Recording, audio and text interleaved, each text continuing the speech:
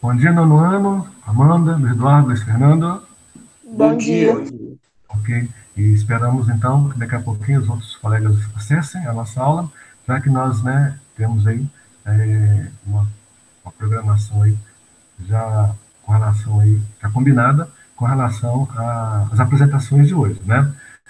De acordo com o nosso material didático, o nosso assunto agora é conflitos na África. Lembrando, né, que temos apresentações aí que vamos iniciar já já com o Luiz Fernando. Ah, o tema é Primavera Árabe, de acordo com a nossa organização, né? Logo em seguida, próximo assunto será então aí os conflitos no Sudão e no Sudão do Sul, com o Luiz Eduardo e o Felipe. Sudão. Eu fico com Sudão, Felipe Sudão do Sul. Ok. Pedi para que vocês, né, se combinassem, se organizassem e tal, aí. Não, não você falou que, tipo, o Felipe é com Sudão do Sul e eu com Sudão. Ok. Depois, o apartheid na África do Sul com Cauene, os conflitos na Somália com Gabriel. Depois, o próximo assunto, a República Democrática do Congo com Amanda, que já está conosco. E finalizando, a Nigéria com o Arthur. Espero, então, né, que ainda não acessou, ele se organizando aí para podermos, então, iniciar as nossas apresentações. De acordo com Felipe, bom dia, que bom que vocês estão aí, né, porque você está na programação também aí das nossas Bom apresentações, dia. logo após aí o Luiz Eduardo. Bom, pessoal, então, vamos lá. Antes de a gente começar, então, as nossas apresentações, peguem para nós, então, aí, o nosso material, na página 48, né? Estamos finalizando o C3, e quanto ao C4, assim que finalizarmos esse C3, vamos conversar sobre o C4 também, que está na sequência da nossa programação aí. Já estou na página. Ok. Bom, então, de acordo aí com o material em mãos, então vamos então aí nos organizar aí. A primeira coisa que eu gostaria que vocês entendessem, no geral, como eu falei, os conflitos acontecem não é por acaso, né? Existe interesse de grandes lideranças aí. E a África, no passado, passou por uma partilha, né, de interesse europeu, como de conhecimento de vocês das aulas anteriores, mas eu tenho aqui um vídeo bem sintetizado para lembrarmos e reforçarmos isso aí. Então vamos aí, nós fecharmos essas ideias e iniciar nossas apresentações. Já se ouviu falar de conflitos interétnicos e guerras civis na África há um bom tempo, mas para entender exatamente por que eles ocorrem, temos que analisar a história desse grande continente. No final do século XIX e começo do século XX, houve um grande desenvolvimento da indústria nos países europeus, e isso levou à exploração de regiões na Ásia, Oceania e África em busca de matéria-prima disponíveis a baixo custo e maior mercado consumidor. A partir do ano de 1945, os países europeus não tinham mais condições de manter as colônias, já que foram extremamente enfraquecidos pelas duas guerras mundiais. Consequentemente, houve um extenso processo de independência das colônias africanas.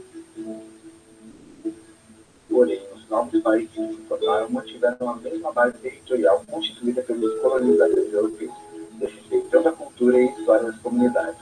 Assim, inúmeros conflitos pela disputa de poder foram desencadeados no interior de vários países. Outros fatores agravantes para o surgimento de guerras civis foram o baixo nível socioeconômico de muitos países, governos ditatoriais e o financiamento bélico durante a Guerra Fria feito pelos Estados Unidos e pela União Soviética. As duas potências, com o objetivo de aumentar sua influência política, econômica e ideológica no continente africano, forneceram armas e apoio financeiro aos grupos rivais dentro de um mesmo país. Os principais conflitos na África em função da etnia acontecem em Ruanda, Mali, Senegal, Burundi, Nigéria, Congo e Somália. Outros, por disputas territoriais, acontecem na Serra Leoa, Somália e Etiópia, e também por questões religiosas, como o que acontece na Argélia e no Sudão. Nesse cenário de violência, é extremamente importante a atuação de organizações não governamentais em operações humanitárias, dando auxílio imediato às populações civis.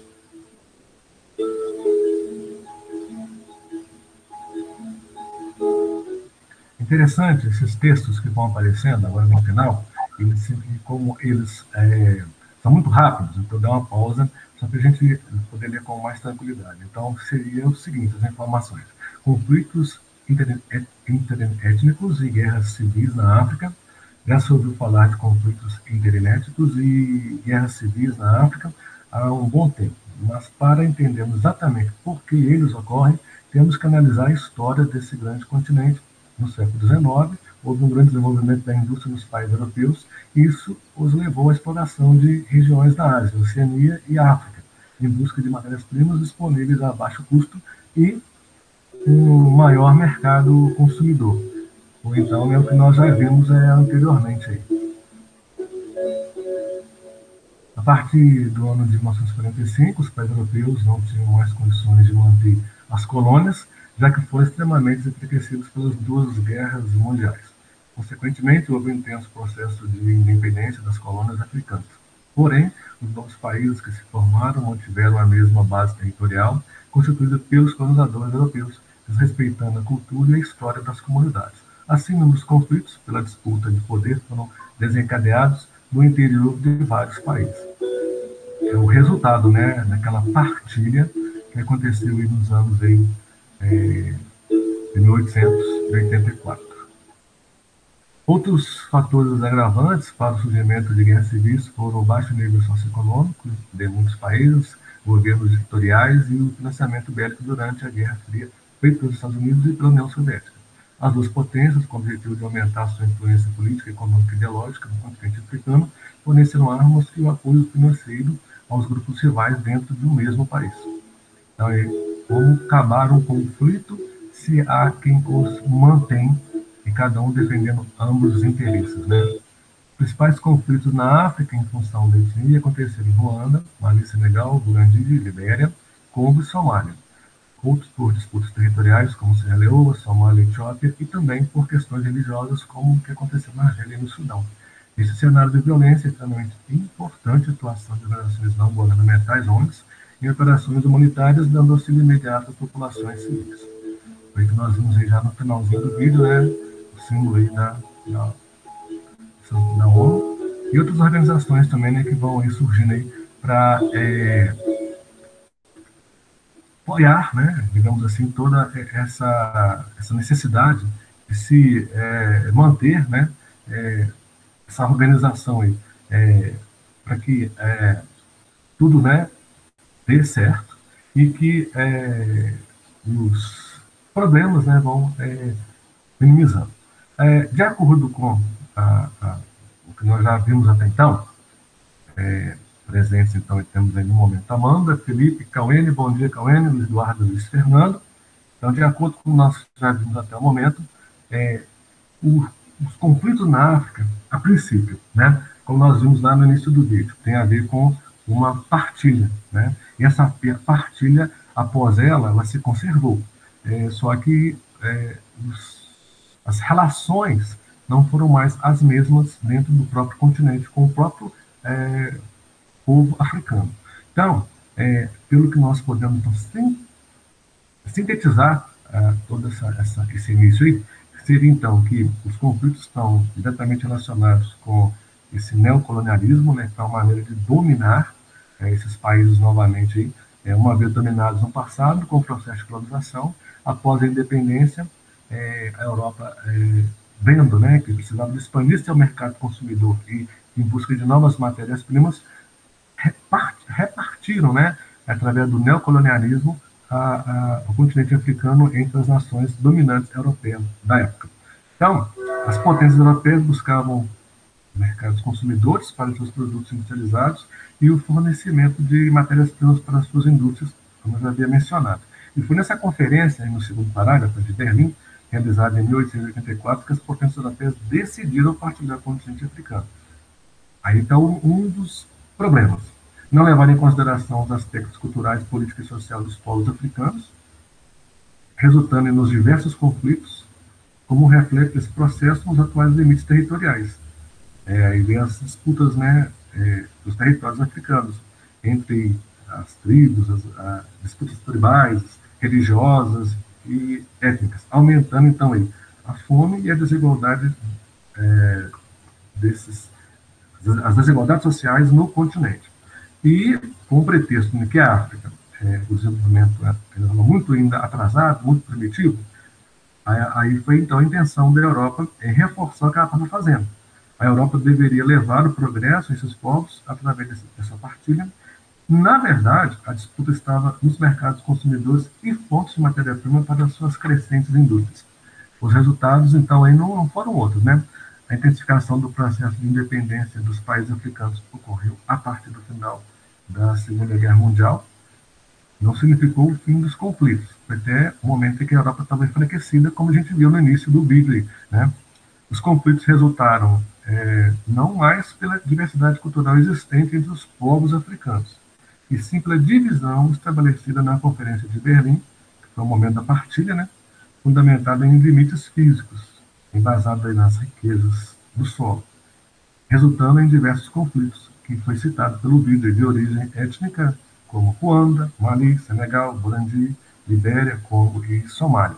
E também os conflitos por disputas territoriais. Né? A gente pode até observar aí, no mapinha aí esse entra e sai, né? Essas migrações dentro do próprio continente, ou até mesmo para os demais continentes, no processo de migrações mesmo. Conflitos de origem religiosa no norte da África, a África branca, né, como ser chamada, entre o islamismo e as religiões locais. O resultado, então, é o que o mapinha nos mostra, né? Refúgio de milhões de africanos em busca de melhores condições de vida em outros países africanos, ou até mesmo nos países europeus.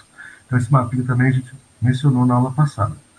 Com relação à Primavera Árabe, que é o próximo assunto, que é o tema, né, de apresentação do Luiz Fernando, também busquei aqui um outro vídeo aqui, que bem resumido, né, e logo após o vídeo, então, o Luiz Fernando fará, então, a sua apresentação. A Primavera Árabe é um conjunto de agitações no Oriente Médio do Norte da África desde 2010. A crise econômica levou as populações de diversos países árabes a questionarem seus governos autoritários. Isso começou na Tunísia, no fim de 2010, quando Muhammad Bouazizi, esperado pela falta de perspectiva em seu país, atirou bomba em si mesmo. Seu gesto causou comoção e revoltas em todo o país, culminando na renúncia do presidente Ben Ali após 23 anos de poder em 2011. Influenciados pela revolta na Tunísia, os líderes levantaram-se contra o governo de Muammar Gaddafi. Gaddafi tinha algumas diferenças com os líderes ocidentais, que aproveitaram a deixa para intervir militarmente em seu país, auxiliando os rebeldes a derrubar o antigo líder. Essa intervenção gerou uma confusão tão grande que até hoje a Líbia está instável. No Egito, a população revoltou-se contra o ditador Hosni Mubarak no começo de 2011. Mubarak prometeu deixar de se candidatar nas próximas eleições. Mohamed Morsi, da Irmandade Muçulmana, foi eleito em 2011, mas grande parte da população não aceitou sua legitimidade, iniciando nova onda de manifestações. Em 2013, Morsi acabou sendo afastado do poder pelos militares, e a situação, como na Líbia, ainda é incerta.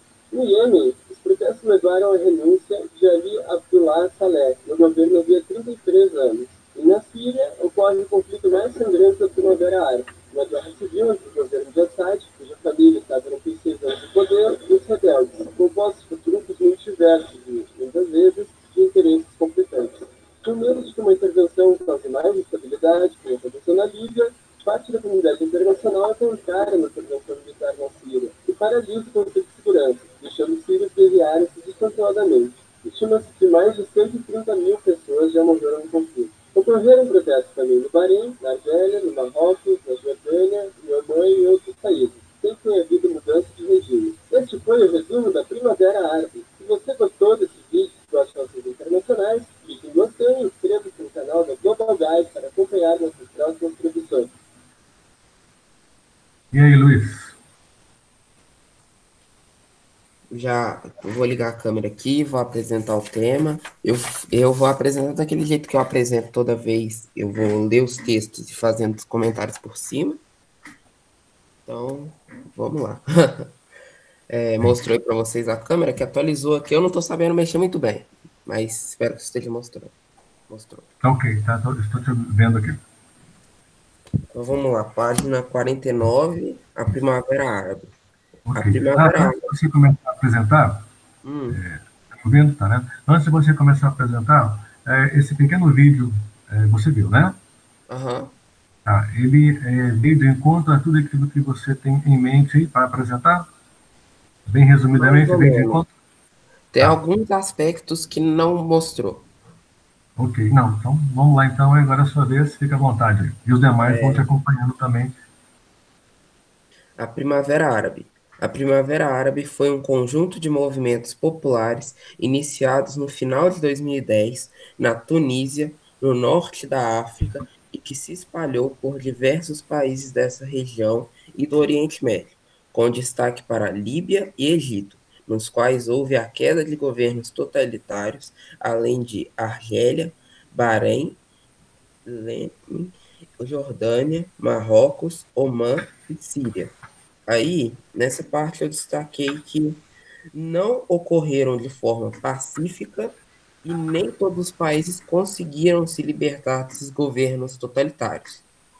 Também tem esse Você Sabia aqui na página, que mostra que a expressão Primavera Árabe é uma analogia à Primavera de Praga, um movimento popular que ocorreu em 1968, na cidade de Praga, capital da então Tchecoslováquia, hoje capital da República Tcheca, contra a dominação soviética e em prol da liberdade e da democracia.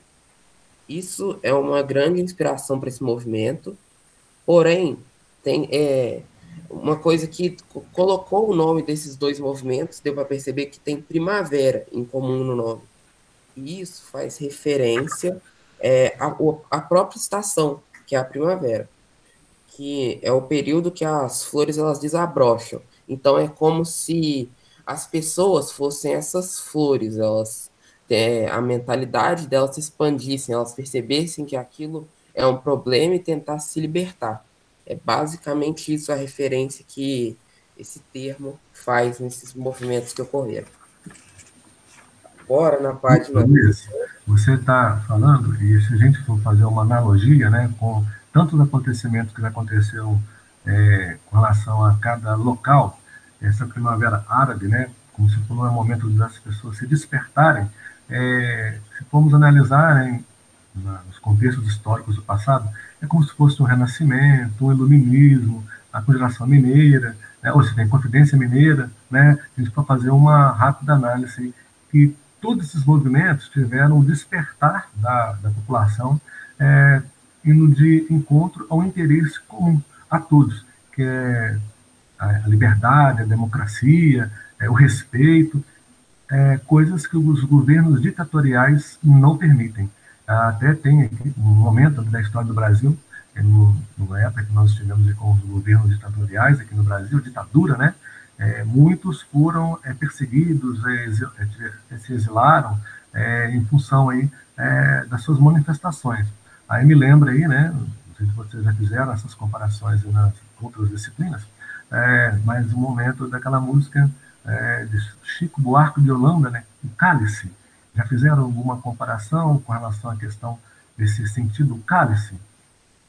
Não, mas o que você falou antes desses outros períodos é basicamente o que ocorre aqui mesmo. As pessoas elas se despertam, né? Daí esse choque sobre o que está acontecendo e resolvem lutar contra. Mas essa Ok. música nunca vi, não. Tá. Então vamos continuar, que essa música é interessante, depois a gente comenta sobre ela. Vamos lá, continue o seu raciocínio aí. Contrárias aos governos autoritários locais e à crise econômica enfrentada pela população, milhares de pessoas, principalmente jovens, saíram às ruas reivindicando melhorias políticas e econômicas. O ponto inicial se deu quando um jovem tunisiano ateou fogo ao próprio corpo em protesto ao desemprego e à falta de proteção do Estado. A partir daí, os protestos se espalharam pela região e por países vizinhos. Esse caso do jovem ficou muito famoso, acho que todo mundo já deve ter ouvido falar, né? Antes dessa matéria, até mesmo sem ter muito conhecimento do que estava acontecendo, porque foi há muito tempo, não muito tempo, né? Faz uns 10 anos, 7 anos por aí, mas mesmo assim a gente era criança, mas já deu para perceber que isso era algo absurdo. Então ficou muito famoso e foi o estopim para a Primavera Árabe. Foi o que desencadeou o movimento nos outros países e também na Tunísia, igual está explicando ali. Os movimentos foram marcados por ampla participação pacífica popular, organizada principalmente por jovens por meio de redes sociais e da internet, como forma de mobilização e organização para as manifestações. Em muitos protestos, a população foi duramente reprimida pelos governos locais. Essa parte da internet ela é interessante porque, como a gente viu na outra página, esse movimento começou em 2010, mais precisamente dia 17 de dezembro de 2010. Então, foi quando a internet ela estava se alavancando junto, surgiram as primeiras redes sociais, o Facebook eu acho que ainda estava em desenvolvimento, nem tinha surgido ainda. Então, as pessoas elas estavam aprendendo a usar aquilo e usaram muito bem para se organizarem nessas questões. E depois também fala da repressão que os governos fizeram nas pessoas. Porque se as pessoas não, os governantes estavam no poder há muito tempo, porque eles são totalitários e autoritários, eles não iam querer sair fácil.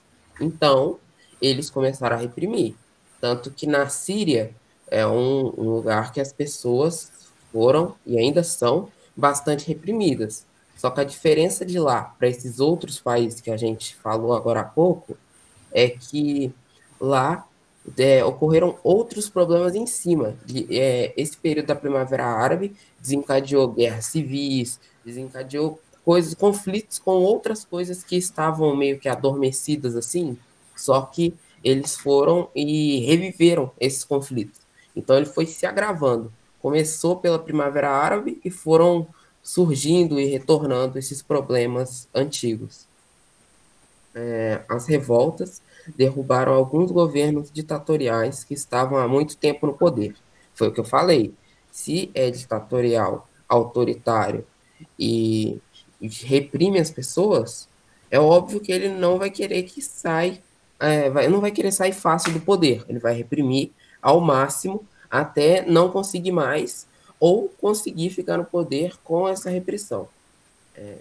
São eles Zine El Abidine Ben Ali, no poder da Tunísia, havia 23 anos. Olha isso, 23 anos no poder. Tem presidente, que nesses países democráticos, igual no Brasil, ficam 4 anos no poder.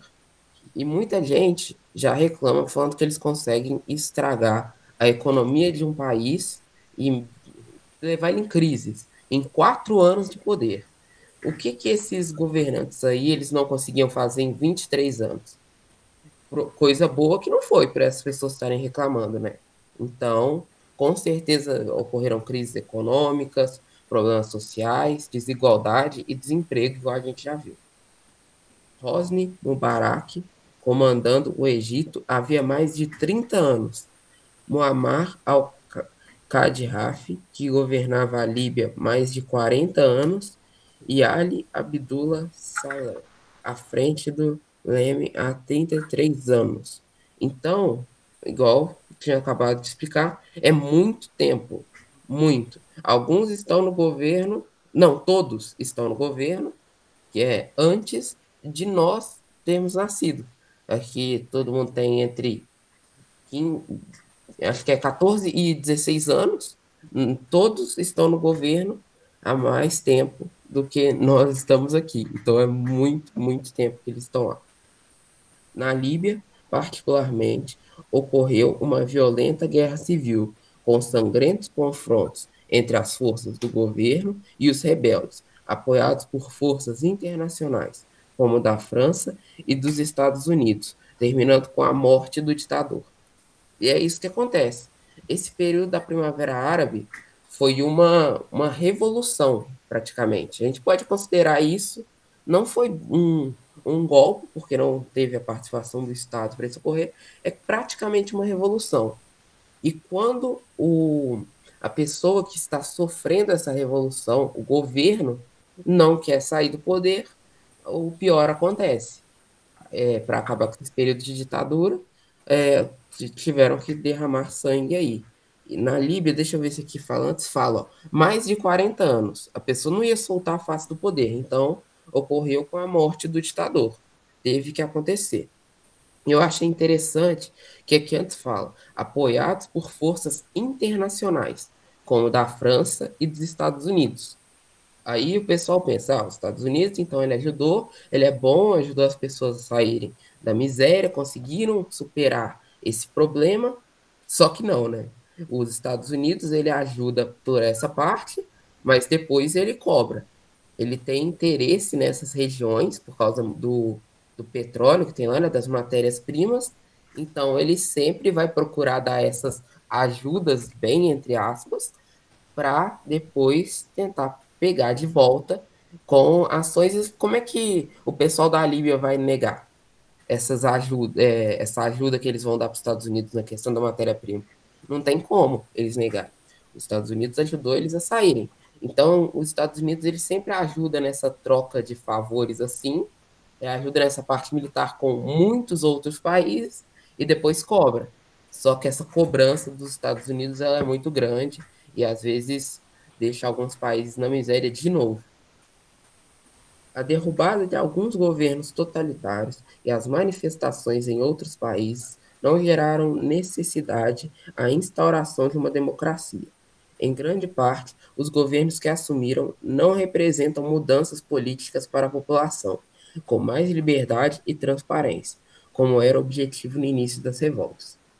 Muitos desses países vivem situações de instabilidade política, com o fortalecimento dos conflitos armados, o florescimento de movimentos extremistas e o tráfico de pessoas. Isso liga com o que eu falei antes na Síria. Na Síria, esse período da Primavera Árabe desencadeou outros problemas, que são esses que estão citados no final, como o tráfico de pessoas.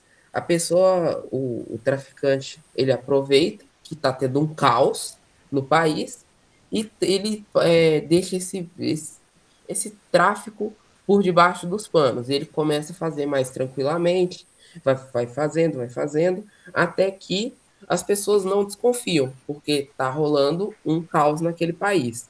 Também conflitos armados, grupos como Estado Islâmico participam desses conflitos que ocorreram no Oriente Médio também, participam desses conflitos, às vezes em busca de território e fazer coisas assim. Eles só participam aproveitando o que está ocorrendo para conseguir fazer aquilo mais fácil, aproveitar que estão distraídos, né?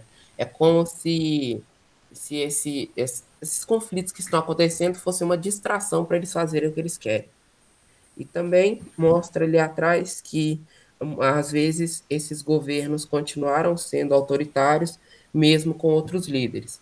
Então, as pessoas lutam, às vezes morrem pela repressão, para depois o outro governante ser autoritário também. Então, essa Primavera Árabe foi bastante reveladora, as pessoas elas conseguiram desabrochar as suas mentes, porém, às vezes ainda não deu certo, por ou não terem conseguido ainda derrubar esses governos, ou por ter subido outro governo autoritário. Então, com isso a gente percebe que é uma questão muito difícil para essas pessoas, e enquanto isso tudo ocorre, muitas pessoas morrem de fome e de desemprego, elas não têm o que fazer, então acabam tendo que roubar lojas, fazer coisas assim, e fica por debaixo dos panos também, porque foi a necessidade da pessoa. E é legal ver isso, que esse conflito é recente, então eu acho que quando as coisas acontecem mais perto de nós, mais no período que a gente está, fica mais fácil de perceber. Isso é de 2010, 10 anos atrás só. Então fica mais fácil de perceber. Se a gente ligar a televisão hoje, provavelmente vamos ver algo ligado a esses assuntos. Fica bem interessante, eu recomendo que vocês façam isso. E agora acabou o meu tema, só que eu acho interessante a gente ir lá na página 51, que mostra precisamente os países que participaram da Primavera Árabe, mostra no começo da página 49 aqui, Argélia, Bahrein, Jordânia, Marrocos, Omã, Síria, eles estão nesse mapinha aqui, para quem não sabe ou quer rever, onde eles ficam para perceber que eles são bem perto e que foi um caos nessa região completamente. E eu acho que é esse, acabou o meu tempo. Ok. Enquanto você estava se posicionando aí, né, o pessoal aí, com relação à localização, então, acredito que você observou bem esse mapa, né, que nós estamos aí Sim, na tela, né, e aí, então, a legenda nos informa, né, o que aconteceu aí diretamente aí nessa região, nesse momento que você bem falou, do despertar, justamente é isso mesmo, é essa questão aí, ah, do buscar, entre aspas, né, a qualidade de vida. Qualidade de vida é essa que está em todos os sentidos, né? Respeito, democracia, tudo aquilo que faz com que o cidadão consiga ter um bem-estar aonde está. E se ele não consegue isso onde ele está, ele vai reivindicar, de alguma forma. Então, a própria história, né, nos mostra que, de tempos em tempos, acontecem movimentos onde o povo se organiza, às vezes tem sucesso e às vezes não. Quando não acontece o sucesso daquela busca de tudo aquilo que está se almejando entre eles, que é o bem-estar, a qualidade de vida, o respeito, a democracia, é reprimido por aqueles líderes, né, que não aceitam de forma alguma perder o poder que tem em mãos. E aí então vem todos esses conflitos aí. E aí, sintetizando, né, tudo aquilo que você mencionou, então lembrando então que, como você bem lembrou lá na página 49, no Você Sabia, menciona, né, essa parte aí da questão aí da Primavera Árabe, né, que até é uma comparação a movimentos na Europa com outro nome, também envolvendo aí, localidades lá na Europa, foi para a Primavera de Praia, que teve a mesma ideologia aí da Primavera Árabe nesse despertar aí, como outros despertares já aconteceram no momento do Renascimento, do Iluminismo, da Inconfidência Mineira e da luta pelas diretas já no Brasil em 1984. Então, se vocês forem voltando ao tempo, e como você falou, é tão recente, né, os acontecimentos que você acabou de apresentar aí, mas eu fui voltando ao tempo, e de tempo em tempo a gente percebe o quanto que os conflitos acontecem. Por quê? Alguma coisa está errada, precisa de ser melhorado, né, ou dado atenção àquele público maior que é o povo, é a população, né, e que muitas vezes os líderes, por ter o poder nas mãos, passa por cima de tudo. Mas o povo está aí, o povo não abre mão disso. Então, esse momento, como você mencionou, Luiz, Fernando, na Primavera Árabe, então foi um conjunto de movimentos populares, né, que aconteceu recentemente, como você falou, em 2010, ao norte da África, na Tunísia, isso foi desencadeando para os países vizinhos, lutando pela queda dos governos totalitários naquela região, como a gente já visualizou aqui nesse mapinha da página 51, que foi esse momento, então, em que toda essa região, então, foi influenciada, então, por esse momento aí, né, em que a Tunísia liderou, e aí é feito dominó, né? E aproveitando tudo isso aí, os governos autoritários locais e a crise econômica enfrentada pela população resultaram, então, dos jovens, né, da população mesmo, as ruas reivindicando essas melhorias, como você mencionou, até o momento, né, que nós vimos no vídeo, você também mencionou desse ateamento do fogo ao próprio corpo de um jovem tunisiano, em protesto a toda aquela péssima qualidade de vida, né, o desemprego, o Estado reprimindo em vez de acolher, né, e os protestos não foram se espalhando pela região, para os países vizinhos, como a gente novamente visualiza nesse mapinha aí, toda essa repercussão naquela época, e os jovens, por meio então, de redes sociais, né, como está vendo, o que é a tecnologia, né? Mobilizaram, se organizaram e fizeram, então, tentaram, né, fazer algo pacífico. Só que foram reprimidos, né? E aí, o que você mencionou e que chamou a atenção, nos chama a atenção, o tempo que esses governos ficaram no poder, né? Tunísia, 23 anos, Egito, 30, Líbia, 40, né? Iêmen, 33, e então, quer dizer, há líderes que só saíram do poder porque morreram. Como você bem observou na Líbia, a morte do ditador, né? E logo após essa morte, houve a busca de liberdade, né? Então, aconteceram os conflitos, os conflitos entre forças do governo, os rebeldes, né? Teve o apoio da França e dos Estados Unidos, óbvio, do jogo de interesse, né? Os Estados Unidos, por isso que ele é assim, dominante, porque prioridade, ter recursos para se manter o poderio bélico, né? Arma de fogo, né? Então, todo esse arsenal aí que os Estados Unidos tem, ele passa para aqueles países que ele quer manter um domínio e, ao mesmo tempo, esses países uma obediência a ele. É aí que está a potência dos Estados Unidos, né? E que, como nós já vimos, né, o lado oriental do planeta, né, que os asiáticos, principalmente o Oriente Médio, não aceita essa situação. Daí os conflitos, então, da Ásia, que nós já mencionamos, a questão do terrorismo, o reflexo disso no famoso 11 de setembro de 2001, com as torres gêmeas sendo aí atingidas, é uma corrente que não deixa de estar acontecendo em função do poder que os Estados Unidos manda, né, no planeta, e aqueles que não aceitam repressão. E aí vem, de acordo com cada localidade, o terrorismo, ou guerra, e a questão da democracia, né, que é muito falada, né, liberdade e democracia. Quando não tem liberdade, não se tem democracia. Então, mais uma vez, a busca desses conflitos aí foi na tentativa de implantar a democracia. Democracia, né, pelo texto, ela não foi instaurada após a derrubada de alguns governos totalitários e após as manifestações. Os governos que assumiram não representaram mudanças políticas para a população, liberdade e transparência. Então, qual que era o objetivo aí? Que era o objetivo das revoltas, né? Essa estabilidade política fortaleceu, então, os conflitos armados, o florescimento de movimentos extremistas e o tráfico de pessoas, no caso, aí, está sendo citado aí no finalzinho do texto, a Líbia, né?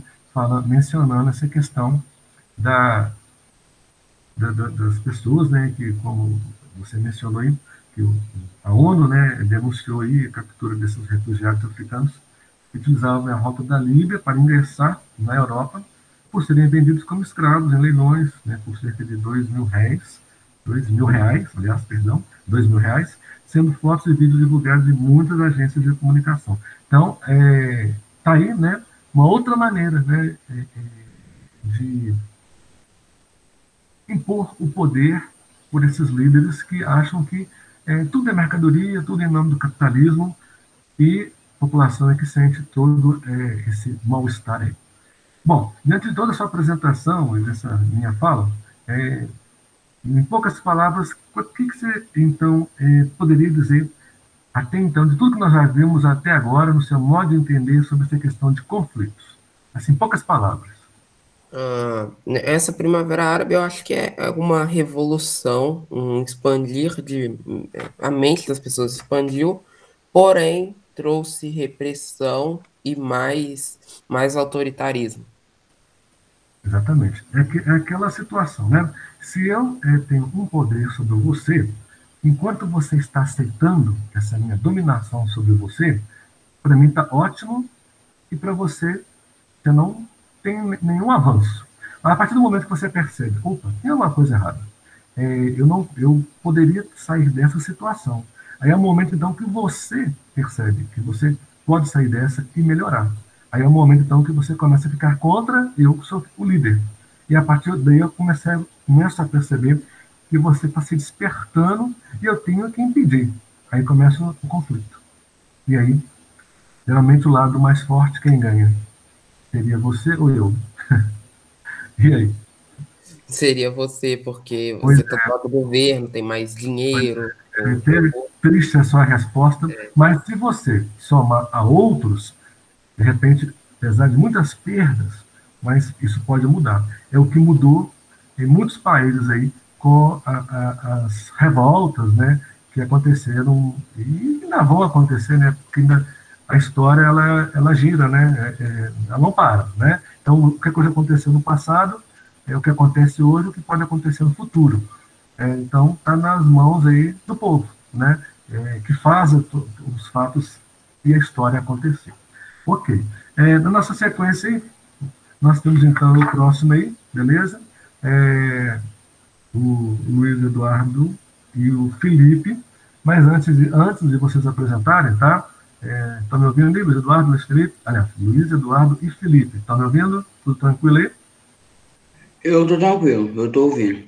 Tá. Então, deixa eu ver aqui, eu acho que eu tenho alguma coisa preparada aqui para vocês, antes de nós iniciarmos a apresentação. Então, o assunto agora, na nossa sequência, será, vamos lá, os conflitos do Sudão e do Sudão do Sul. Eu tenho algo aqui preparado aqui para a gente ter uma rápida visualização sobre o tema. Deixa eu ver se eu... Ok, eu peguei o vídeo certo. Vamos lá, então.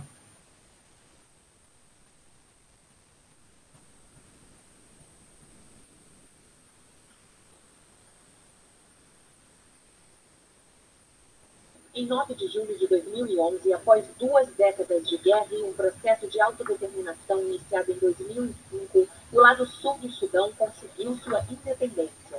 O novo estado foi batizado de Sudão do Sul e sua capital é Juba. Khartoum reconheceu imediatamente o novo vizinho, mas em dezembro de 2013, o estado mais novo do mundo mergulhou novamente em uma guerra civil. O conflito é político. O ex-vice-presidente Riek Machar faz oposição ao presidente Salva Kiir, mas também é étnico.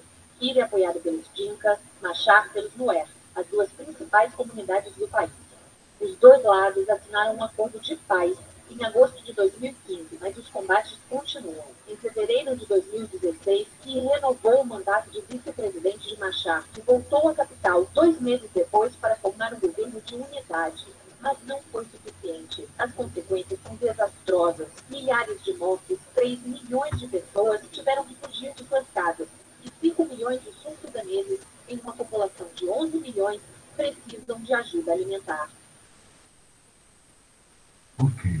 Então, foi uma rápida apresentação com relação à situação, né, em que esses países se encontram após uma fragmentação, onde, enquanto unidos, o problema já era persistente, após a fragmentação por questões culturais, territoriais e econômicas, se agravam, porque aquelas lideranças, né, não fazem, se já não faziam, aí passam a não fazer mais nada, para realmente como se fosse assim, um castigo, né, para que a população sinta o quanto que ela não contribuiu, e sim trouxe mais problemas do que já existia. Bom, então vamos lá, Luiz Eduardo, é isso mesmo?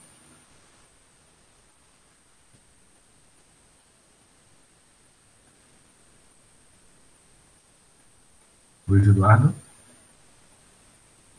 Eu esqueci de desmutar. Eu perdi a conexão aqui. Não, eu vi mais sobre o Sudão do que o Sudão do Sul. Ele tem alguns problemas assim, meio parecidos, mas o foco mesmo em si é diferenças étnicas no Sudão. Perguntar, com relação à câmera, você não está apresentando ela? O vídeo? Eu tô. Deixa eu ver, eu não estou te vendo, deixa eu ver por quê. Pessoal, vocês estão vendo o Luiz Eduardo? Você está com a câmera ligada? Eu tô. Eu tô vendo ele. Você me fixou, Wander. Tem que clicar nele. Beleza. Então deixa eu ver. Por que eu... Só ver o que eu tenho que fazer. Eu não consigo. O que eu tenho que fazer? Clica no... Deixa eu dar um zoom aqui na tela. Agora sim, legal. Agora Isso, ó, já. você tinha fixado. Aí só mostra eu, depois você tem que desfixar. Aí, Ok. ô Wander, aí eu fui procurar o tema no livro e na parte do livro em si tinha pouca coisa relacionada ao Sudão. Então eu vou falar essas do livro e tem uma anotação aqui que eu fiz no meu celular que eu vou falar delas também. Sim, pode ficar à vontade. Na região de Darfur, a oeste do Sudão, o problema está relacionado às diferenças étnicas. Enquanto o Sudão apresenta maioria árabe muçulmana, a região de Darfur é de maioria não árabe, motivo dos graves problemas que assolam a região. Os conflitos se iniciaram pela diferença de tratamento que a população de Darfur recebe por parte do governo central. Darfur não dispõe de saúde, educação, nem de diversos outros serviços assistenciais. Desse modo, grupos rebeldes da região se voltaram contra o governo central de Khartoum, capitão do Sudão, buscando a independência e foram violentamente oprimidos. Por essa diferença étnica, deu a perceber que a região de Darfur ela sofre muito, porque ela não tem a ajuda do Sudão, não tem nenhuma assistência dele em si, o que acaba que eles ficam muito dependentes de si mesmos. E como eles não são um país independente, eles não são um país em si, acaba que eles não têm força o suficiente para manter uma região muito estável e economicamente, socialmente e com saúde.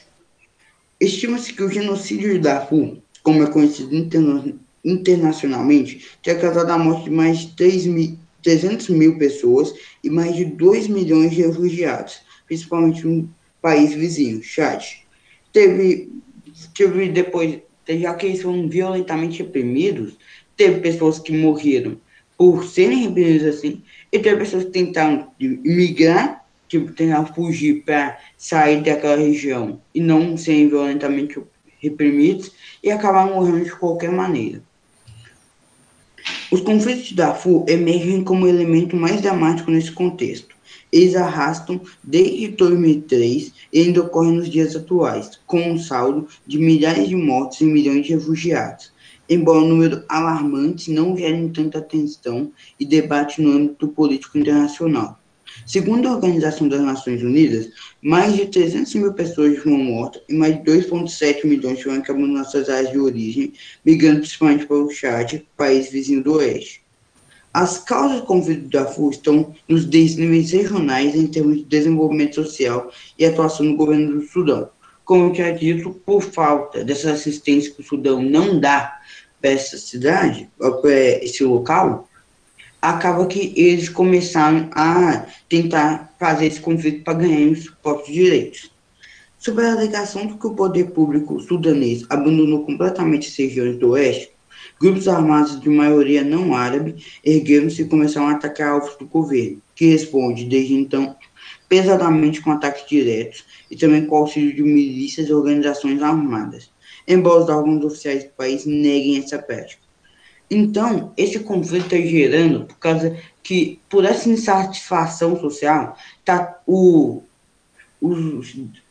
a região de Darfur está tentando atacar o governo para tentar mostrar que eles têm força e eles precisam da ajuda, porém, ao mesmo tempo, o governo ele quer apenas contra-atacar para se defender, por mais que alguns órgãos não aceitem isso. Os principais grupos que atuam em Darfur são o Movimento da Justiça e da Igualdade e o Exército de Libertação Sudanesa. Do outro lado, o governo, além de atacar com bombardeios aéreos, também atua por meio de incentivos ao Janjaweed, uma milícia pertencente a um grupo étnico árabe muçulmano localizado ao norte de Darfur, os Bagar. Embora um acordo de paz tenha sido assinado no ano de 2006, não aderido por todos os grupos rebeldes, a escalada de violência foi retomada mais intensamente no ano de 2013, elevando novamente o número de mortos e refugiados. Nesse meio tempo, ocorreu em 2011 a independência do Sudão do Sul por meio de um referendo, embora isso não tenha gerado qualquer tipo de trégua entre o Sudão e o governo do novo território formado. Então, mesmo quando eles conseguiram assinar um acordo de paz e conseguiram fazer uma região em si, não teve trégua, nenhum dos lados cedeu em si, por mais que tenham pararam um pouquinho uma hora, mas eles voltaram muito mais fortes em si, e não tem trégua nessa guerra, porque dura até os dias de hoje. Atualmente, o mapa da região encontra-se assim estabelecido. A oeste, a região de Darfur, que luta contra o governo com a sede em Khartoum, a capital do Sudão. Ao sul, o Sudão do Sul, que, embora seja uma trégua temporária, mantém uma relação instável com o norte, sobretudo pela disputa de fronteiras pelo escoamento de produção de petróleo por gasodutos que passam pelo território sudanês. Pode-se dizer que a independência ocorrida no sul pode deixar o governo em Khartoum ainda mais fragilizado politicamente, o que tem levado à motivação política dos grupos em Darfur com o separatismo cada vez mais reivindicado. Vale lembrar que essa posição não é unanimidade na região, uma vez que os grupos étnicos muçulmanos não árabes da região sofrem certa resistência interna a etnias árabes. Várias organizações humanitárias, também a ONU, atuam na região no sentido de tentar conter o conflito ou minimizar os seus danos aos direitos humanos. No entanto, a relação dessas organizações com o governo não é muito amistosa, sobretudo pelas acusações frequentes que o governo vem praticando, graves e sequenciais crimes de guerra. Além disso, a ONU é frequentemente limitada pela atuação da China no Conselho de Segurança, haja vista que o governo chinês possui vários acordos com o Sudão para importação de petróleo e minério em geral. Esse contexto diminui ainda mais a esperança de paz para a região. Ok, então, pelo que você viu, é uma situação em que parece que não terá fim, né? Não. Interesses, né? Nenhum dos lados cedem, porque um lado tem os rebeldes que ainda não estão aceitando o fato de o Sudão não ajudar, e mesmo tendo a trégua, eles querendo para um acordo de paz, e tem o governo que, ao invés de tentar minimizar isso, minimizar os danos, eles querem só contra-atacar e vencer a região. A gente percebe, então, que conflito continua sendo conflito, né? Sim. Não se consegue, consegue-se minimizar, mas não consegue terminar, né? Cessar 100%. Dando sequência aí, o Luiz, deixa eu ver aqui. Felipe, qual seria a sua contribuição aí para finalizar esse assunto aí? A respeito dos conflitos. Na verdade, eu fiquei com o Sudão do Sul. Tá. Você consegue ligar a câmera? Não. Ou já está ligada? Eu não estou te vendo. Então, como eu disse, eu vou falar sobre o Sudão do Sul. Mas só um minutinho, só que eu vou fechar a porta aqui só para não entrar barulho. Tá. Enquanto, então, você vai se organizando, então, gente, vamos ver, então, que a questão dos conflitos no Sudão e no Sudão do Sul tem a ver, então, com esse momento aí, né, dessa imagem que entra depois para a história, né, pessoas saem às ruas de Juba, capital do Sudão do Sul, para comemorar a independência do país em 9 de julho de 2011, porém, uma guerra civil assola o país desde a sua independência até os dias atuais. Então, por exemplo, nem tudo é festa, né? Pelo que nós visualizamos nessa imagem aí. E os conflitos internos, né, estão sempre envolvidos aí os grupos rivais, desde 2011, né, após a formação do Sudão do Sul. Tanto que foi, como o próprio texto fala, um acordo de paz foi firmado em 2005, após 12 anos, uma guerra civil deixou mais de 1,5 milhão de mortos. Então, vejam que tem gente demais que acaba sofrendo nessas buscas de melhorias de vida, né? Bem-estar, democracia, né? Que vem aí o respeito à cultura, à religiosidade, à língua, ao próprio espaço, né? Que ali que ali estão e querem continuar estabelecidos ali com toda a prática cultural que os envolvam, né? E esse respeito é que eles estão em busca, né? Que esses líderes aceitem eles enquanto população naquela localidade ou em busca de uma luta de total respeito quando os líderes assim não oferecem. Aí vem então as reivindicações, as revoltas, os conflitos, as primaveras, né, em busca então desse aflorescer, né, de busca de direitos, de liberdade, de respeito. Felipe, ok? Ok. Então, Então, se você como puder for combinado, aparecer para nós aí, vamos lá. eu vou falar do Sudão do Sul. Caso, tipo assim, se alguém não souber, o Sudão do Sul é um país localizado na parte nordeste do continente africano. Na verdade, é um país até, tipo assim, meio que novo, porque ele se tornou independente em 2011. É o país mais novo do mundo, no caso. Aí, eu vou falar sobre a tal da independência do Sudão do Sul. Que é rapidinho. É só perguntar se você já ligou sua câmera. Ô, Vânia, desculpa interromper aqui. Não. Você pode ligar para a gente, então, se visualizar? Mano, na verdade, eu tô passando muito mal. Bom. Mas não dá para você nos mostrar aí, visualizar? Ah, Wander, acho não, meio difícil. Tá, então vamos dar sequência, então. Vamos lá. Então, eu parei na independência do Sudão do Sul. Durante o processo de colonização da África, diversos povos de diferentes etnias foram obrigados a dividir o mesmo espaço territorial, que foi o que o Wander falou em uma aula recente aí, que diferentes religiões, isso daí pegaram e não separaram isso direito. Era mistura de culturas, costumes e diversas outras questões que estavam em jogo. Da mesma forma, os colonizadores ingleses que dominaram a região do Sudão não respeitaram as diferenças de continente e as fronteiras foram definidas de forma artificial. Ou seja, eles não levaram em conta a questão de cultura, religião, dessas coisas. Simplesmente dividiram lá e quem ficou desse lado não tá nem aí como ele vai se virar ali. Aí eu vou falar sobre os conflitos lá do Sudão. Um dos fatores que gerava conflitos entre a população de ambos os países era a questão religiosa, que não separou por isso, com certeza iria ter conflito, né? Porque um não concordava com o outro. Isso porque o Sul é majoritariamente composto por cristãos e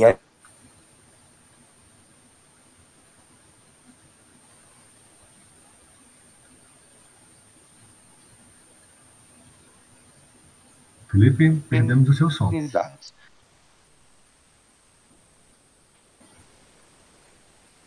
Oi? Nós perdemos o seu som. Deu algum pique aí. Volta novamente a sua fala aí. Aonde que parou? Só para me saber.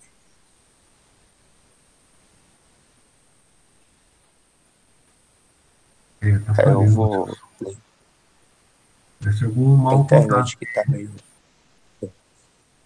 Eu vou ler a parte dos conflitos de novo, então, pode ser? Sim, pode. O seu som agora está normal. Então, os conflitos. Um dos fatores que geravam conflitos entre a população de ambos os países era a questão religiosa. Isso porque o Sul é majoritariamente composto por cristãos e animistas, enquanto o Norte possui maioria islâmica, ou seja, a religião era motivo para guerras e desavenças, e com a separação os conflitos religiosos foram amenizados. Dessa forma, apesar das diferenças étnico-culturais, ainda causaram algum atrito. O principal motivo dos conflitos é em relação ao petróleo. O recurso natural é fonte econômica tanto do Sudão como do Sudão do Sul. Com a separação dos países, a parte sul ficou com a maior região onde o petróleo está concentrado. Entretanto, por mais que o Sudão do Sul seja detentor da maior parte da produção petrolífera, o país ainda necessita do Sudão para escoar as produções. No caso, no Sudão está localizada a maior parte dos oleodutos utilizados para a escoação do recurso mineral. Ou seja, com a instabilidade política de ambos os países, o petróleo pode ser ainda mais motivo para longas guerras. Sim, então a gente percebe então que as riquezas, né, se encontram em um território, também contribui para que a harmonia até então buscada não seja conquistada. É isso mesmo? Você percebeu? Oi? Travou aqui. É isso mesmo que você percebeu? Por mais que se busque uma organização, mas em função dos recursos ali existentes no território, essa busca dessa organização, dessa harmonia, ela não é conquistada totalmente em função dos interesses locais. É isso mesmo que você percebeu e que os conflitos vão persistir Sim, na região? faz um sentido. Ok. Você quer fazer mais alguma consideração? Você quer fazer mais alguma consideração? Ou tudo que você tinha que dizer para nós a respeito, você já falou? Não, eu finalizei por aqui. Ok. Então, vamos lá. Então, você, o Luiz Eduardo e você, Felipe, vão então só fechar a síntese aqui de tudo que vocês falarem aí, de acordo com o nosso material didático. Nós temos aí o tema, né, na página 51 e 52, mencionando essa questão aí do conflito. O próprio material didático traz localização, traz imagem, né, de uma manifestação de alegria, né, por uma conquista, mas a gente sabe que esses conflitos internos, de acordo com o texto, são conflitos que surgiram a partir dessa data, né, que a imagem nos mostra, em 2011, após a formação então, do Sudão do Sul. E como eu já havia mencionado, né, um acordo de paz anterior a 2011, ou seja, em 2005, ou seja, 12 anos, em função de 12 anos de guerra civil, onde mais de 1,5 milhão de pessoas morreram, em função disso aí, dessa busca, dessa minimização de problemas na região, mas que não foi suficiente, porque tem uma questão cultural em jogo aí, né? Como você mencionou, a questão entre cristãos e animistas, né? Tanto que os animistas eles acreditam em tudo aquilo que a natureza ali tem, representando aí o princípio vital. Então, há um respeito então muito grande sobre a natureza. Então, pegando, né, cristãos, com a linha de pensamento, animistas com outros, então, em 2011, volta-se a história novamente, né? Voltaram em 2011 a favor da separação da região em relação à população do norte, em sua maioria muçulmana de origem árabe. Então, cristãos, animistas, muçulmanos, não combinam, né, por uma questão mesmo de princípios de doutrina. Então, a partir daí, a gente percebe, então, que a luta pela separação, ela foi buscada e conquistada, mas não trouxe a solução, né, pelo contrário. Então, os países são, né, os países mais pobres do mundo, com altas taxas de mortalidade infantil, como o texto nos menciona aí, e também as elevadas taxas de analfabetismo, né, apesar do petróleo, né, da riqueza. Mas é uma riqueza que não está na mão da população, assim, dos líderes, né, que têm o poder em mãos. Aí que está a questão. É como o Brasil. O Brasil tem uma riqueza imensa no nosso território, mas quem administra essa riqueza? São os líderes, são os que têm o poder nas mãos.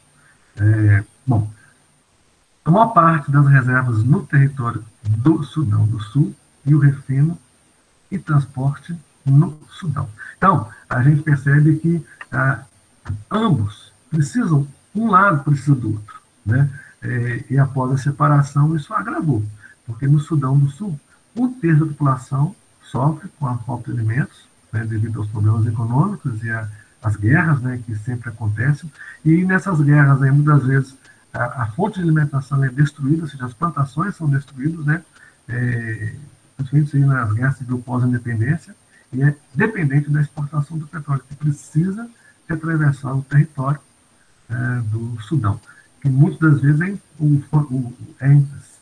interrompem o fornecimento, prejudicando a economia do país. Então, há também, né, momentos, né, de ódio, né, digamos assim, né, de sabotagem, né, para um lado persistir nos problemas como se fosse um castigo, né, um pensamento muito pobre, muito egoísta, né, mas o que acontece ao nosso redor, né, seja na comunidade, seja na cidade, né, a gente viu aí, né, um momento de resultado de política na nossa cidade, e a gente percebe, né, ao lado com o pensamento positivo, ao lado com o pensamento negativo, mas é uma coisa assim, que vocês, enquanto adolescentes, vão visualizando tudo isso que a gente tem como conteúdo de estudo e como realidade da vida da gente aqui na cidade. Então vocês vão absorvendo tudo isso aí e vão entendendo melhor o porquê, né, de uma primavera de Praga, de uma primavera árabe, de uma Inconfidência Mineira, de um renascimento, de um iluminismo. Estão percebendo como que o povo, né, sempre buscou e busca a famosa qualidade de vida, o bem-estar, o respeito à democracia? Então, enquanto isso não existir, gente, os conflitos vão estar aí, nos rodeando, seja em qualquer parte do planeta, né? Porque nós estamos aqui. Eles estão lá, bem longe da gente. Mas nós estamos num único planeta, né? Parece, né, que está longe da gente, né, que está fora do nosso olhar, do nosso alcance. Pelo contrário, estamos todos dentro de um mesmo planeta, né? Então, o reflexo lá pode acontecer, pode ser sentido aqui, e o daqui pode ser sentido lá.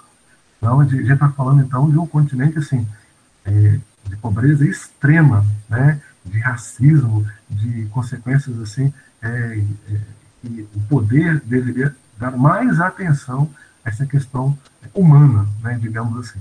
E a gente vai, daqui a pouco, ter o próximo assunto, que tem muito a ver também com essa questão da África, né, do racismo, tá? Que é o apartheid, daqui a pouco a gente vai chegar nessa parte. E para finalizar, então, os problemas relacionados aí, né, às diferenças étnicas na região de Darfur, como vocês falaram aí, e o Luiz Eduardo falou, a oeste do Sudão, a maioria árabe muçulmana, a região de Darfur é de maioria árabe, motivo dos graves problemas que assolam a região. E para reforçar, então, a população de Darfur recebe tratamento diferente por parte do governo central, que o Luiz Eduardo mencionou, não conta com saúde, educação e outros serviços de assistência. Daí, então, revolta, né? Os levantes na região contra o governo de Khartoum, capital do Sudão, buscando a independência, foram violentamente reprimidos e, como consequência, mais uma vez, né, mais de 300 mil pessoas e mais de 2 milhões de refugiados, são 300 mil mortes e mais de 2 milhões de refugiados no país em busca aí de respeito à vida, né? Principalmente aí os refugiados indo em direção ao Chad, devido à grande mortandade, né, o genocídio aí, que dá. Então, essa questão aí de não serem aceitos, né, como aí, com todos os seus direitos que uma população local merece ter. Ok. Na sequência, então, como nós já mencionamos, o apartheid na África do Sul, na nossa lista aqui, temos, então, a Cauene. Cauene está... Bom dia, Cauene. Tudo bem aí com você? Bom dia. Bom dia. Então, ok. Eu tenho aqui para você, então, também um vídeo. Deixa eu ver se é esse aqui, que a gente está esperando ele carregar. Como foi apresentado, né, até então, está ilustrando a nossa aula. E também somando aí as ideias, né? Lembrando que o assunto, né, fala de um líder, né, que entrou para a história. Cauene, enquanto o vídeo está carregando aqui, quem é esse líder? Oi? Quem é esse líder aí que você vai mencionar agora?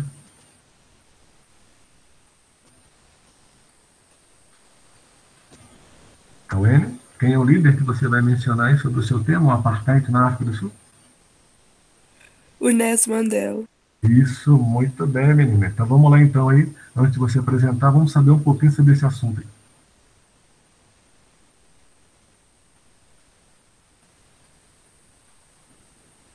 esperar a paz, né, cara? Estamos comemorando os 25 anos das eleições democráticas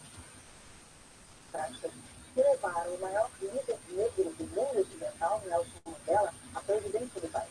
Apesar de muitas conquistas sociais, o país ainda sofre os efeitos de mais de um século de segregação racial, o apartheid.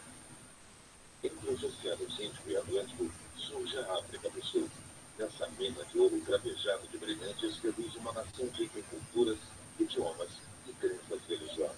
Mas essa cultura sempre esteve nas mãos dos africanos e sempre respeitou a ganância dos brancos europeus. No início do século XIX, irlandeses e a população nativa assistiu a esse combate acorrentada pela minoria branca. Em 1948, a segregação racial, conhecida como apartheid, é institucionalizada.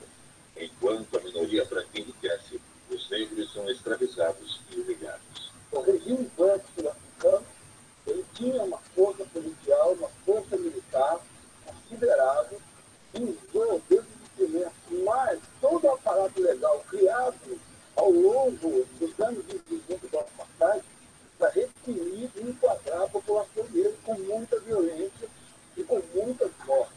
Como depois foi revelado na Comissão da Verdade e Reconciliação Nacional que eles tiveram no período de transição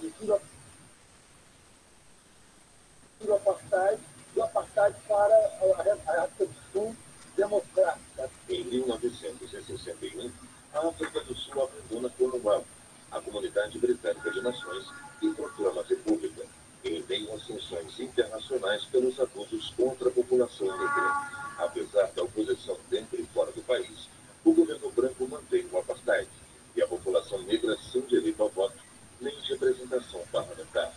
Mas um líder negro, Nelson Mandela, começa a ser ouvido e o grito de liberdade ecoa pelas lagoas africanas.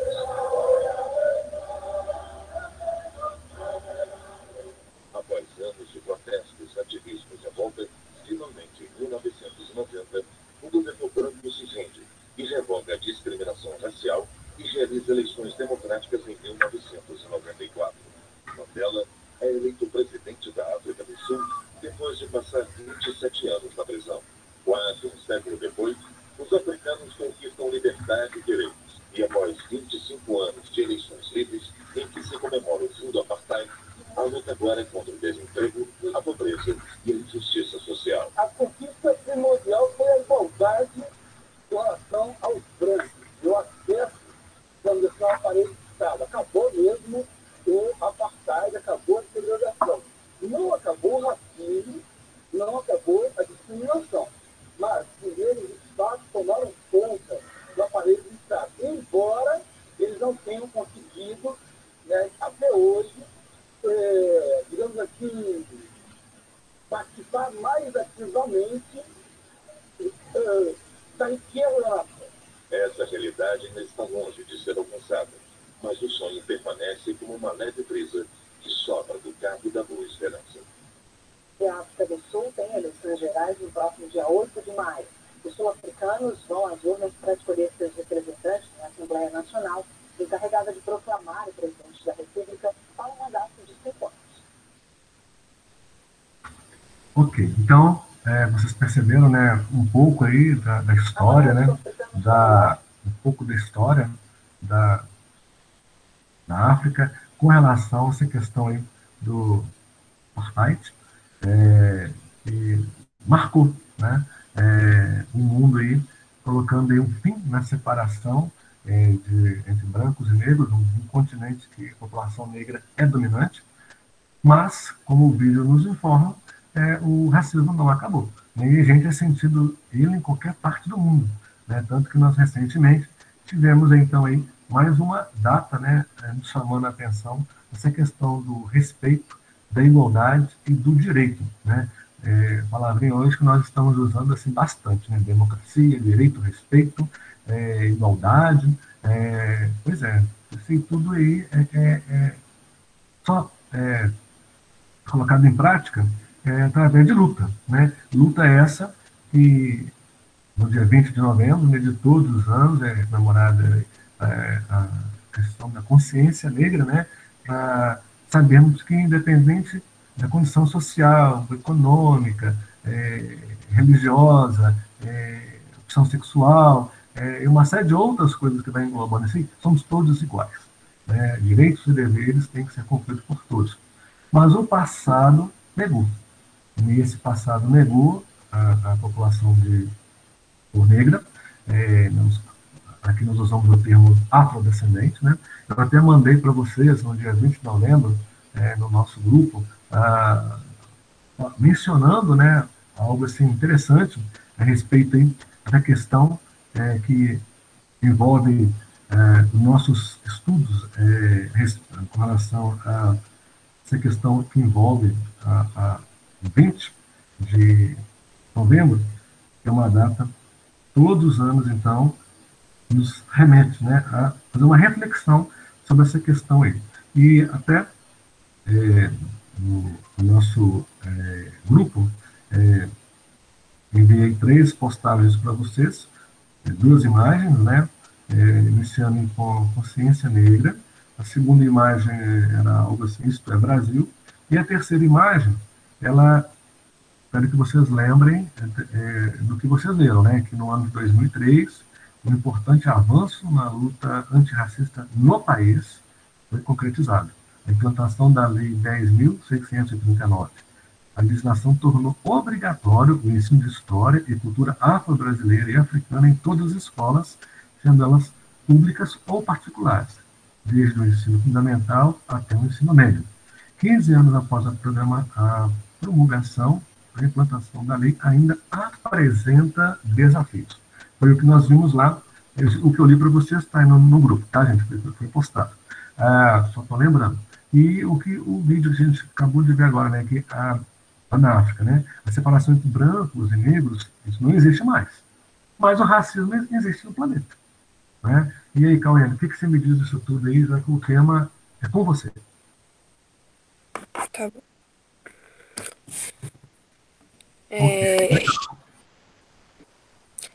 Eu vou falar um pouco sobre o apartheid na África do Sul. A África do Sul, ex-colônia britânica e reconhecida atualmente como um dos países emergentes, enfrentou um dos problemas éticos raciais mais graves no século XX, o apartheid, que foi a separação racial entre negros e brancos, instituído na década de 1950. O símbolo do apartheid é o bairro do Soweto, uma favela nos subúrbios de Joanesburgo, capital do país, e que nasceu a partir da política da segregação da população negra. Nelson Mandela foi o principal líder da resistência ao apartheid. Ficou preso por 28 anos, de 1962 a 1990, e assumiu o poder em 1994, acabando com o regime de segregação racial no país. Posteriormente, Mandela foi condenado com o Prêmio Nobel da Paz. A principal característica deste regime, como o próprio nome diz, é que ele limitava o direito da população negra, detrimento dos privilégios da elite branca, que naquela época compreendia menos de 20% da população total. A segregação durou mais de 40 anos, até que Nelson Mandela, em 1994, foi eleito presidente do país, colocando ao fim do regime com a intenção de estabelecer uma democracia onde todos seriam iguais. E se alguém quiser saber mais sobre o assunto, tem um filme para indicar, que é Mandela, a Luta pela Liberdade. Muito bem. Esse filme que você falou, você chegou a assistir? Você está recomendando qual é a ideia aí? Eu comecei a assistir ele um pouco, eu gostei dele até a parte que eu assisti, e também muitas indicações que eu vi quando eu fui pesquisar mais sobre o assunto. Tá. E você começou a ver o filme pelo fato que você teria um trabalho para apresentar, ou foi assim, do nada ele apareceu? Porque eu fui pesquisar mais sobre o assunto do apartheid na África do Sul, aí tava indicando lá, e eu fui vi um pouco dele para me entender mais. Bom, estou mexendo com você nesse ponto aí, porque a partir do momento, né, que vocês estão envolvidos em uma apresentação, é muito bom ter esse retorno no momento que vocês estão apresentando, e surgem então aí essas visões, né, de indicação de filme ou de pesquisa. Então eu vejo que a partir do momento que vocês estão aí envolvidos em apresentação, é sempre bom buscar além. Né? Então, o que eu vejo em vocês aí, através do trabalho, da pesquisa e leitura, conhecimento. Né? E até tem um pensamento que eu tenho comigo, e acredito que vocês também terão, ou já têm. Podem, né, pensamento é esse, podem tirar tudo da gente, menos o conhecimento. Né? Uma vez que você leu, aprendeu, daqui para frente, o pessoal vai somando, somando. E tudo aquilo que a gente está vendo aqui hoje, né, com as apresentações de vocês e aquilo que eu venho falando, né, se for pensar, né, eu falei de renascimento, iluminismo, Confidência Mineira, olha, essas são leituras anteriores, né, que a gente vai somando e vendo que a luta, ela é constante. E nessa luta ser constante, sempre ela recebe novas nomenclaturas, ou seja, novos títulos, né, para marcar.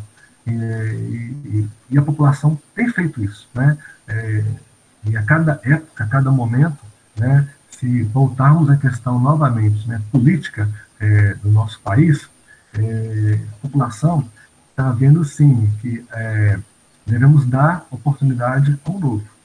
Mas o novo, tudo que é novo, nos remete ao medo. Né? A gente fica assim um pouco com o pé atrás, será que vai dar certo?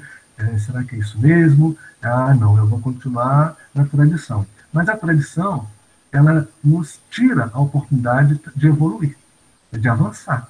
Então, por isso que a gente tem visto aí, né, muitos governos aí chegando aí, né, como novo, né? Se formos ver, né, a capital de BH, tem um governo que foi reeleito.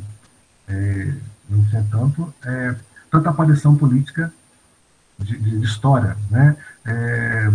O governador do estado também é novo, né, como político, vocês sabem disso, né? O nosso futuro gestor aqui na nossa cidade também é novo, né?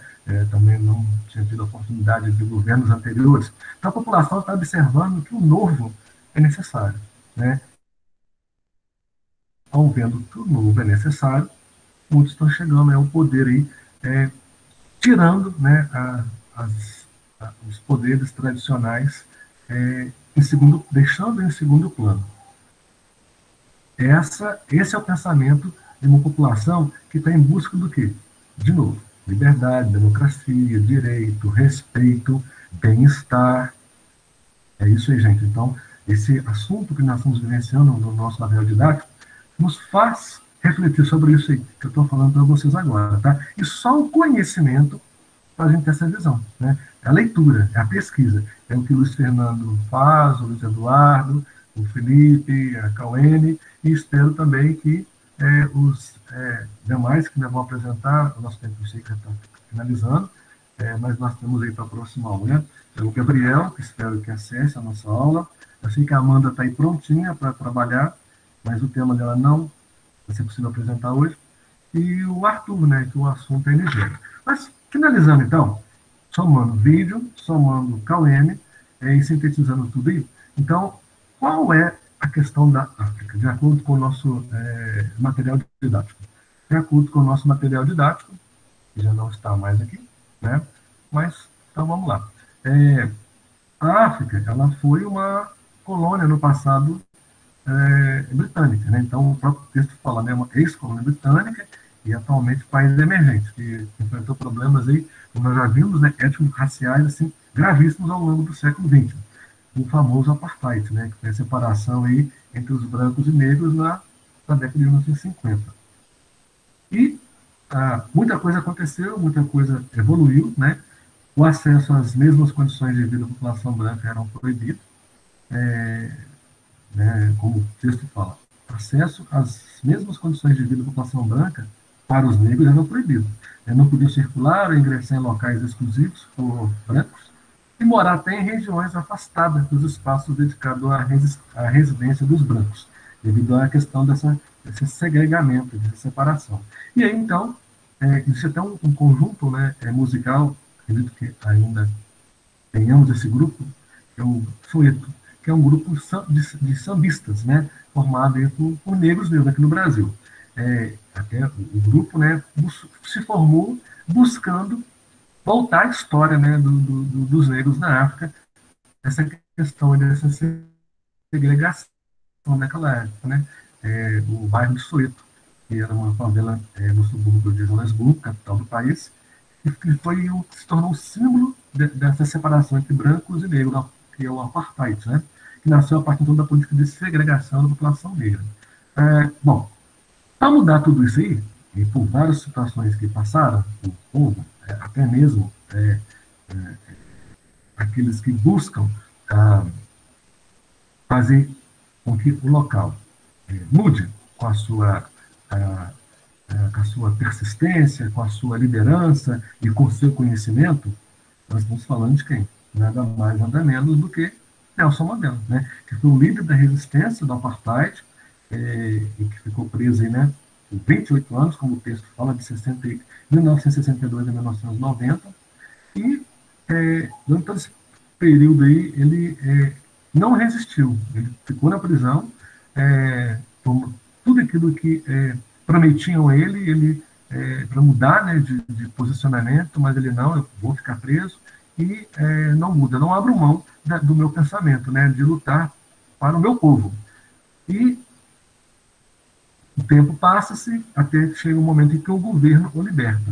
E esse governo, né, liberta também em 93, já em 94 ele se transforma num candidato a tentar fazer com que os rumos da história do país mudassem.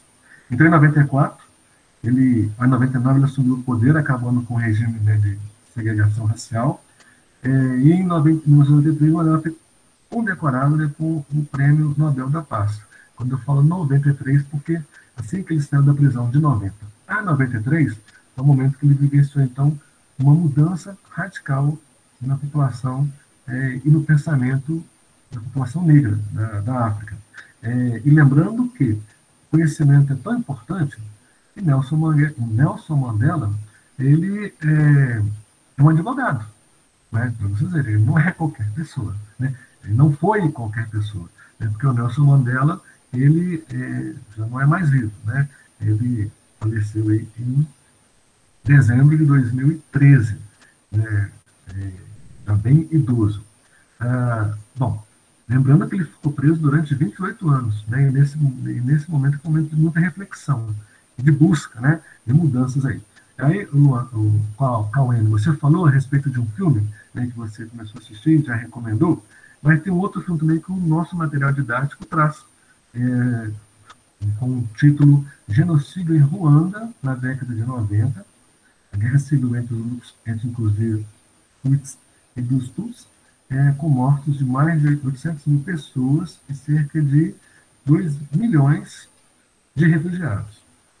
E tudo isso, né, sem apoio internacional, os ruandeses buscam saídas para sobreviver.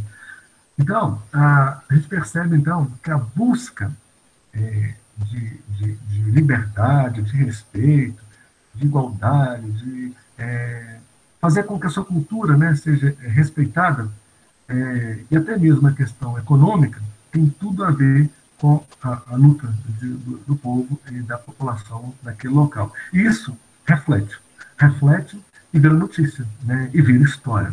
É o que nós estamos vendo aqui. Então, na nossa aula de hoje, nós então iniciamos essa parte, né, envolvendo os conflitos da África. São vários, mas esses chamaram muita atenção aí pela questão territorial, pela questão da cor da pele, né, pela questão religiosa. E na próxima aula de quinta-feira, a gente então fecha esse assunto falando aí da Somália, da República Democrática, lembrando, Somália, Gabriel, República Democrática, Amanda, ele está conosco, e Nigéria, o Arthur. E a gente finaliza também, né, avançaremos aí para os conflitos na América, fazendo aquela enquete que é muito legal e importante para a gente aumentar nossos conhecimentos. Eu estou só fazendo uma observação aqui no nosso material didático, que logo após a gente tem algumas atividades que eu não vou solicitar de vocês, não. O que eu vou fazer? Aqueles alunos que sabem, né, que ainda estão com atividades ainda pendentes, eu gostaria, então, que eles se organizassem, né, e fizessem, então, o envio para que a gente, então, pudesse, então, computar, né, toda as atividades aí, porque estão sendo tudo é avaliado, como você sabe, né? Até a apresentação de vocês é muito importante, né? Eu não vou avaliar vocês em exercício, eu vou avaliar vocês em apresentações e em envio de atividades, tá? Eu já mencionei isso na aula passada, mas eu não deixei nada tão oficial como agora estou deixando. Então, não vou programar nenhum exercício, mas estou avaliando vocês nas apresentações, tá? Estou avaliando vocês no envio das atividades. Então, gente, quando eu estou postando lá no grupo, né, envia para mim as imagens das atividades, não deixa a atividade acumular. Então, realmente assim, um aviso de alerta, tá? E agora se consolida, tá? Vou avaliar vocês pelas apresentações e pelo envio de atividades, tá bom? Eu vou substituir o exercício por tudo isso. Então, vamos nos organizar, ainda está tempo, né? E temos muita coisa pela frente ainda, tá bom? Então, eu agradeço a vocês, né, pela participação de hoje. Amanda, próxima aula, tá bom? Agradeço ao Felipe, a Cauene, Luiz Eduardo, Luiz Fernando. Qualquer coisa, estamos aí no grupo, tá bom? Para orientarmos e conversarmos. Então, uma boa próxima aula e até a próxima quinta-feira. Tchau. Até, Tchau. tchau. Até, tchau, tchau.